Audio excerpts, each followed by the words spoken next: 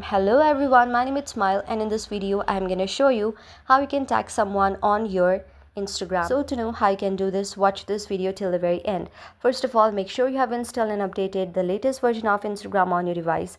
So if you have posted any story, then you can simply go on the three vertical lines and tap on tag someone, and you can simply tag someone on your story as well. If you have any post and you want to post someone, then tap on this three vertical dots right here. Now you can see the very edit option and many option right here. So if you want to tag someone on your post that you have already posted, it is not possible. You should archive it and then post it again, and while posting you can tag someone. For example, if I post this very video on my Instagram, then what I should do is tap on the next option. Now you can see tag option right here. You can simply tag people by this.